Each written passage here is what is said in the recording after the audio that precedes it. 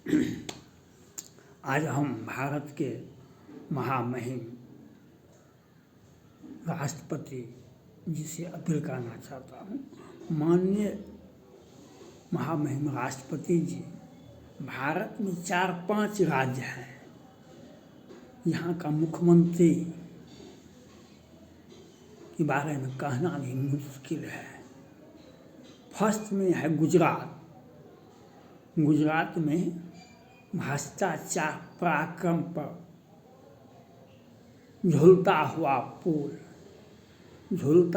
पुल को देखा आपने, 200-400 लोग मर गए और वहाँ पर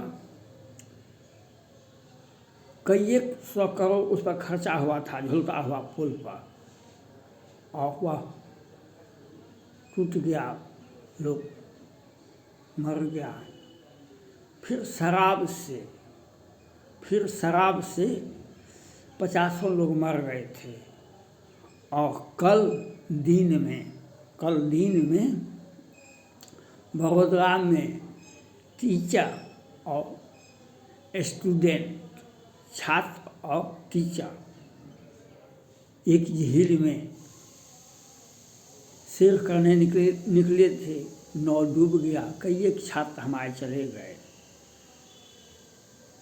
तो वहाँ पर सरकार जो है, बिहार जैसी सरकार है, वहाँ का मुख्यमंत्री घोटाला दर घोटाला मानव जीवन को तहस नहस करके रख दिया है। उसका प्रमाण है झूलता हुआ पुल, फिर शराब, और कल जो हुआ, और छोटी मोटी घटनाएं तो होती रहती है। वहाँ पर भ्रष्टाचार, योजनाओं में भ्रष्टाचार है। गुजरात में माननीय प्रधानमंत्री नरेंद्र मोदी जी भी गुजरात से आते हैं, माननीय गृह मंत्री भी अमित शाह जी भी गुजरात से आते हैं, इन्हीं का राज्य है। लेकिन वहाँ का मुख्यमंत्री जो है, भ्रष्टाचार, लोगों को जीवन को बचाने के लिए नहीं, भ्रष्टाचार करने के लिए लोगों को जीवन भी तहस नहस कर देता है। ऐसे मुख्यमंत्री को बर्खास्त कर देना चाहिए। गुजरात में बड़ौदा में कल घटना हुई, गुजरात के बड़ौदा में झील में हमारे छात्र, बच्चे, टीचर और विद्यार्थी दोनों थे नाव पर, और नाव डूब गया, कितने छात्र हमारे चले गए। ये घटनाएं बार बार होती है बड़ौदा, गुजरात में। वहाँ का मुख्यमंत्री लोक कल्याणकारी मुख्यमंत्री नहीं है। झूलता हुआ पुल इन्हीं के राज्य में गिरा था, 50 लोग शराब से मर गया था इन्हीं के शासनकाल में। और कल भी, इसलिए हम महामहिम राष्ट्रपति जी से अपील करना चाहते हैं, जो गुजरात सरकार को, गुजरात के मुख्यमंत्री को बर्खास्त किया जाए। उन्हें पद पर रहने का कोई औचित्य नहीं बनता है। दूसरा, ममता बनर्जी 19 में शारदा चिट फंड का घोटाला का जांच कर लिए CBI आई हुई थी, और CBI को ही अरेस्ट कर लिया गया था। तब से वहाँ पर कानून व्यवस्था नाम का कोई चीज़ नहीं है, वहाँ पर संविधान काम नहीं कर रहा है। ममता बनर्जी, कितने उनके मंत्री की प्रेमिका, कितने घोटाला, कितने पैसा पकड़ा गया, ED CBI सब वहाँ पर फेल है। वहाँ पर ममता बनर्जी को बर्खास्त करना ही एकमात्र उपाय है। उन पर गिरफ्तारी होनी चाहिए, उनकी बर्खास्तगी होनी चाहिए, उनकी गिरफ्तारी होनी चाहिए ममता बनर्जी अभी जो ED पर FIR कर रहा है, ED काम अपना छोड़ देगा। एक संवैधानिक संस्था है लेकिन ममता बनर्जी ED पर ही, और वहाँ की जनता पर, वहाँ के विधानसभा चुनाव के पहले, विधानसभा चुनाव के बाद किस प्रकार से हिंसा फैलाई गई, 5 लाख लोगों को पलायन करना पड़ा।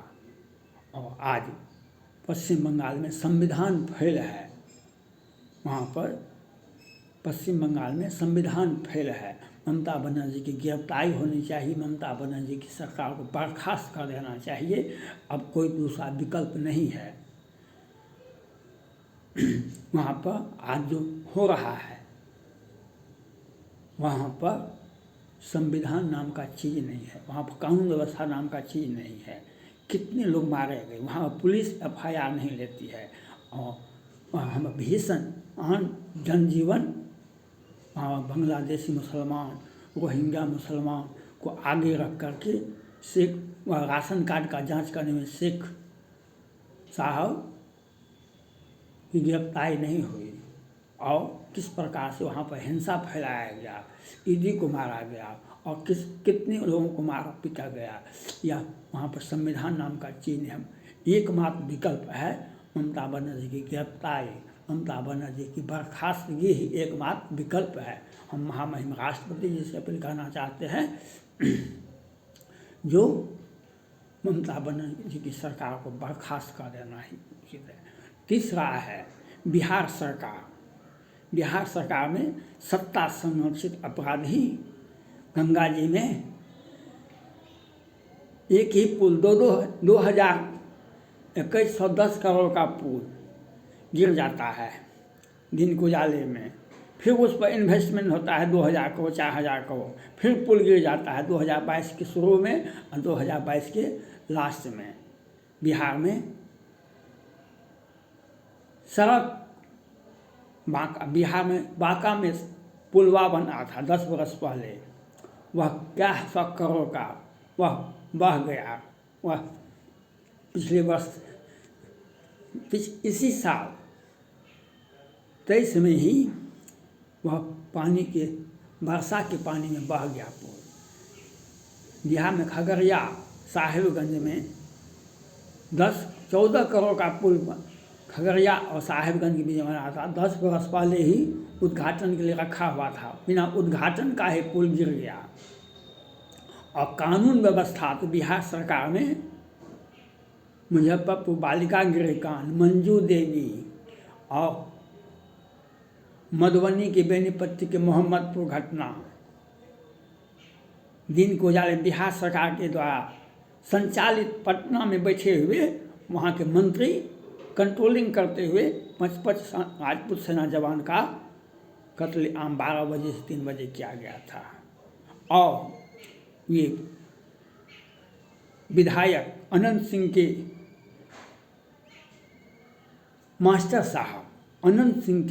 साहब 10 वर्ष पहले 14 में ये अपहरण हत्या लूट करते थे और उनको 22 में मंत्री बना दिया गया। उसके बाद इनका पोल खोला गया, तब इनको जमानत भी हाई कोर्ट से हो जाता है। कितने केस बड़ा हुआ है। और प्रत्येक दिन कटिहार में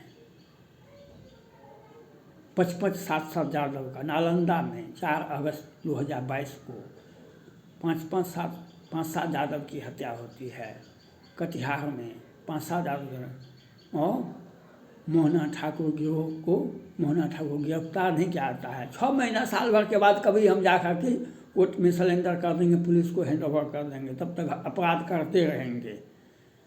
पुलिस पकड़ी नहीं, हम सरेंडर कर दिया, जमानत लेना जरूरत नहीं है। हम चुनाव लड़ेंगे आगे में तो हमको प्रोटेक्शन, हमको सर्टिफिकेट चाहिए। और बेगूसराय मालूम ही है, वहाँ पर मालूम ही है किस प्रकार से 2-2, 4-4 लोगों की हत्या होती। पटना में, कटिहार में कल 2 वार्ड पार्षद की हत्या हुई। और अरविंद सिंह को 20 युवा जो सत्ता संरक्षित अपराधी हैं वे दिन को उजाले में हत्या कर देते हैं।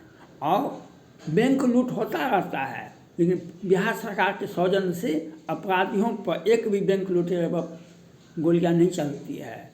और पुलिस उन व्यक्ति के घर में ढुक करके गोलियां मार देती है। बिहार में कानून व्यवस्था नाम का कोई चीज़ नहीं है।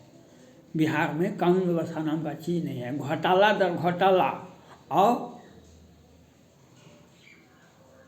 बैंक लूट और योजनाओं का क्या 1000 करोड़ का घोटाला, इतना बड़ा घोटाला तो विश्व में कहीं नहीं होगा। भारत में किसी भी राज्य में जितना बड़ा घोटाला बिहार में हुआ है उतना कहीं नहीं हुआ। और कानून व्यवस्था तो यहाँ पर 20 वर्षों से लोगों का जीना मुश्किल हो गया है। 20 वर्षों से लोगों का जीना मुश्किल हो गया है। बिहार सरकार किसी भी काम के लायक नहीं है। यहाँ पर जातीय उन्माद फैलाना, जातिगत जनगणना के लिए बेचैन थे और आज कानून व्यवस्था के लिए ये बेचैन नहीं है। घोटाला तर घोटाला और हत्या तो बीच सड़क पर पटना राजधानी में होता है, कटिहार में होता है, सहरसा में होता है, मधेपुरा में होता है, कोई जिला बाकी नहीं है। कल जिस प्रकार से अरविंद कुमार सिंह का जानलेवा हमला हुआ है, इसके लिए बिहार सरकार जिम्मेवार है। हम महामहिम राष्ट्रपति जी से अपील करते हैं बिहार सरकार पर तत्काल कार्रवाई होनी चाहिए। चौथा राज्य है कर्नाटका। पहले से ही वहाँ पर वह बुर्का हिजाब, अब तो वहाँ पर कार सेवकों की गिरफ्तारी होती है और वहाँ पर ये जो मुख्यमंत्री जी हैं वहाँ पर कोरोना का रोकथाम नहीं कर पाते हैं और कानून व्यवस्था तो वहाँ पर कुछ है ही नहीं। कानून व्यवस्था कुछ भी नहीं है और कोरोना का भी विकराल रूप कर्नाटका में देखा जाता है। कोरोना का भी विकराल रूप वहाँ पर देखा जाता है और कानून व्यवस्था नाम का कोई चीज़ नहीं है। उसके बाद आता है दिल्ली। दिल्ली सरकार किस प्रकार से अभी तक सत्ता में है, यह तो प्रश्नवाचक चिन्ह है। महामहिम राष्ट्रपति जिसमें अपील कर रहा हूँ, दिल्ली का केजरीवाल सरकार, जिनके मंत्री कई सत्येंद्र जैन, मनीष सिसोदिया और कौन कौन मंत्री जेल गए और संसद तक भी जेल हो गया। और केजरीवाल साहब का आज तक के इतिहास में, भारत के इतिहास में कहीं भी आप नहीं सुने होइएगा जो किसी मुख्यमंत्री का आवास का नाम शीश महल है। ये एनजीओ चलाते थे, एनजीओ चलाते चलाते मुख्यमंत्री बने, ये अपने महल का नाम शीश महल रख लिए। वहाँ पर राज्य सरकार का पैसा नहीं लगा, तो क्या 100 करोड़ का पैसा इनको लगा, कहाँ से लाए थे पैसा, यह बताना होगा। इसलिए इन राज्यों को, चाहे पश्चिम बंगाल हो, चाहे गुजरात हो, चाहे बिहार हो, चाहे दिल्ली का केजरीवाल की सरकार हो, ऐसी सरकारों को बर्खास्त करना ही एकमात्र विकल्प है। महामहिम राष्ट्रपति जी को मेरा यह अपील है। थैंक्स।